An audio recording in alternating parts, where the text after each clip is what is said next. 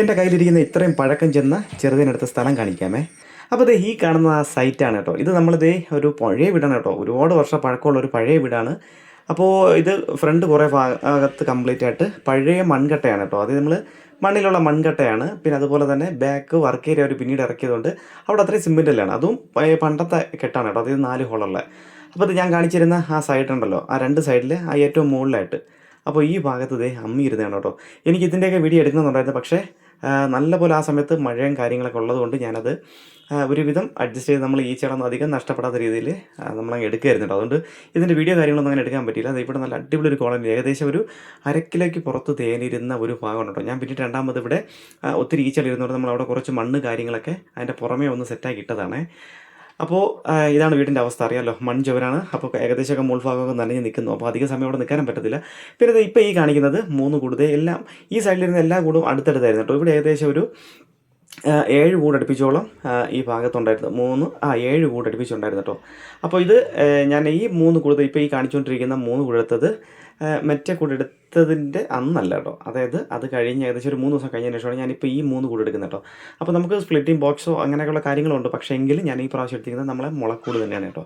ഏകദേശം എനിക്കിവിടെ എല്ലാം കൂടെ ഒരു 10 കൂട്ടോളം കിട്ടിയിട്ടുണ്ട്. അപ്പോൾ ആ ഇപ്പുറത്ത് കാണുന്ന 3 കേട്ടോ, ആ ചോരുണ്ടല്ലോ, ആ മൺചോര്, അത് നമുക്ക് വളരെ എളുപ്പമായിരുന്നു കേട്ടോ. അവിടെയൊക്കെ എടുക്കാൻ ഭയങ്കര ഈസി ആയിരുന്നു. കാര്യം മൺചോരായിരുന്നു കേട്ടോ. ചെതലിൻ്റെ ഈ പൊത്തുണ്ടല്ലോ അതിലായിരുന്നേ. അപ്പോൾ ഇപ്പോൾ ഈ 3 കൂട്ടിയും കൂടെ നമുക്ക് കിട്ടിയ തേനാണിത്. ഇതുകൊണ്ട് ഇനി അല്ലാതെ ഞാൻ കുറച്ച് മറ്റൊരു പാത്രത്തിൽ വെച്ചിട്ടുണ്ട് കേട്ടോ. അതായത് ഞാനത് മറ്റൊരു പാത്രത്തിൽ വെക്കാൻ ഒരു കാര്യമുണ്ട്.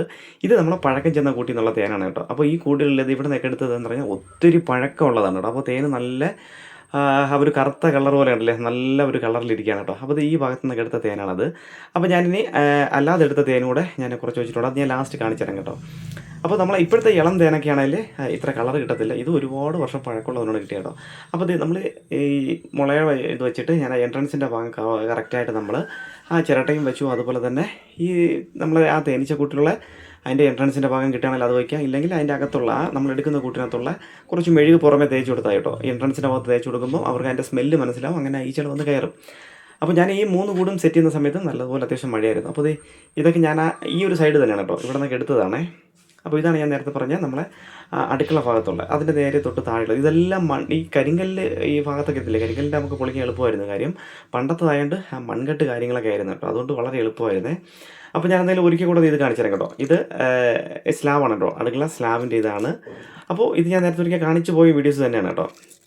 അപ്പോൾ ഈ ഭാഗത്തായിട്ടാണ് കേട്ടോ. ഇപ്പം ഞാൻ ആ കല്ല് നീക്കുന്നില്ലേ, ആ ഭാഗം കവർ ചെയ്ത് ഇങ്ങനെ വലിയൊരു കൂട് തന്നെയായിരുന്നു കേട്ടോ. അപ്പോൾ അത് ഈ ഭാഗത്തുകൂടെ, അതായത് അത് 6 ഇഞ്ച് കട്ടയാണ് അപ്പുറം സൈഡ് കെട്ടിയിരുന്ന ചുവര്. ആ ചുവരിൻ്റെ സൈഡിൽ നിന്ന് നേരെ ഇപ്പുറം, പണ്ടത്തെ ഒരു കാര്യങ്ങളായതുകൊണ്ട്, വീട് വയ്ക്കുന്നതായതുകൊണ്ട് സ്ലാബിൽ ഇത്രയും കയറ്റം ഇല്ലാത്തത് കൊണ്ടും അവർ പിന്നീട് അമ്മി വയ്ക്കാൻ വേണ്ടി 2ാമത് കെട്ടിയതാണ് കേട്ടോ. ആ കെട്ടിയതും മൺകട്ടയിട്ട് കെട്ടി തേച്ചതായിരുന്നു. അപ്പോൾ ഇതിനകത്തൂടെ എലി കയറി വലിയ ഹോളാക്കിയതിന് അങ്ങനെ ആക്കിയിട്ടിരുന്നു. അപ്പോഴേ ചെറുതേനീച്ച അങ്ങനെ അതുവഴി വന്ന് കൂട് സെറ്റാക്കിയതാണ് കേട്ടോ.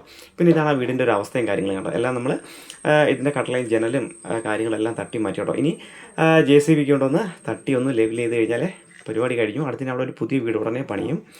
അപ്പോൾ ഈ ഇടത് സൈഡിലൂടെ ഈ ജനലിൻ്റെ താഴത്തെ ഭാഗത്ത് നിങ്ങൾ നോക്കിയാൽ മനസ്സിലാവും. പക്ഷേ ഇതൊക്കെ എനിക്ക് വീഡിയോസ് എടുക്കുന്നുണ്ടായിരുന്നു, ഒന്നും പറ്റിയില്ല കേട്ടോ. അത് എടുക്കുന്ന സമയത്ത് ഈ സൈഡ് ഇങ്ങനെ ഒരു വശവ് പോലെയായിരുന്നു കേട്ടോ, അകത്തായിരുന്നു കേട്ടോ ഈ ചെറുതേനീച്ചയുടെ കൂട്ടിരുന്നത്.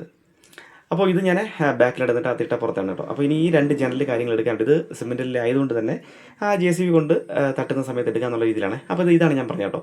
ഇത് നമ്മൾ ആദ്യം എടുത്ത ആ ഒരു തേനാണ് കേട്ടോ. ഇത് ഇച്ചിരി പഴക്കം ചെന്നുകൊണ്ടാണ് ഈ ഒരു നല്ല കളറിൽ കിട്ടിയത്. ഇനി ഞാൻ ഇത് കഴിഞ്ഞതിന് ശേഷം ഞാൻ കുറച്ച് അല്ലാത്ത തേനോടെ ഞാൻ കാണിക്കാം കേട്ടോ. അതുകൂടെ ഞാനിങ്ങനെ ഒഴിച്ചെടുക്കുന്നത് മാത്രം കാണിച്ചു തരാം. അതൊരു കൂട്ടിയിൽ നിന്ന് കിട്ടിയതാണ്. പക്ഷേ ഇത് ചില സമയങ്ങളിൽ ഇതുപോലത്തെ നല്ല എന്ന് വെച്ചാൽ അത്രയ്ക്കും പഴക്കം ചെന്ന തേനിന് വേണ്ടിയിട്ട് ഒരുപാട് കൂട്ടുകാർ എൻ്റെ അടുത്ത് സമീപിക്കാറുണ്ട് കേട്ടോ. നമ്മളെല്ലാ സമയവും സീസണിലാണ് തേൻ ഇങ്ങനെ കറക്റ്റായിട്ട് നമ്മൾ എടുക്കുന്നു, അതിങ്ങനെ കറക്റ്റായിട്ട് കൊടുത്തുകൊണ്ടിരിക്കുന്നു കേട്ടോ. അപ്പോൾ ആവശ്യമുള്ള കൂട്ടുകാരൊക്കെ ഇതേപോലെ നമുക്ക് മെസ്സേജൊക്കെ അയക്കും. അപ്പോൾ പിന്നീട് അവരോട് സംസാരിച്ച് കാര്യങ്ങൾ അങ്ങനെ നമ്മൾ തേന് കൊടുക്കുന്നതാണ്. അപ്പോൾ ഇപ്പോൾ ഈ കിട്ടിയിരിക്കുന്നത് നല്ല അടിപൊളി തേനാണ് കേട്ടോ. അതായത് ഇളം തേനല്ല, ഇച്ചിരി നല്ല പഴക്കമുള്ള തേനാണ്. അപ്പോൾ ചിലർക്ക് സംശയം കാണും, പഴക്കം ചെന്നപ്പോൾ തേൻ എന്തെങ്കിലും കംപ്ലൈൻറ്റോ കാര്യങ്ങളോ. അങ്ങനെയല്ല കേട്ടോ. ഇത് എത്ര വർഷം വേണമെങ്കിലും നമ്മളെ ചെറുതേന് നല്ല രീതിയിൽ നമ്മൾ സൂക്ഷിച്ച് കഴിഞ്ഞാൽ ഒരു കുഴപ്പവും കൂടാതെ ഇരിക്കും കേട്ടോ.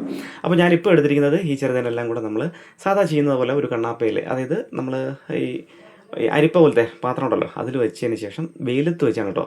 അപ്പോൾ ഇതാണ് ഞാൻ പറഞ്ഞത് നമ്മൾ ആ ഒരു ഇളം തേൻ്റെ ഇത് കണ്ടോ. ഇതിന് അത്ര കളറ് ഇല്ല. കാര്യം ഇത് ഇപ്പോൾ വെച്ച് തുടങ്ങിയ തേനാണ് കേട്ടോ. ആ ഇളം തേനിൻ്റെ ഒരു ഇതാണ്.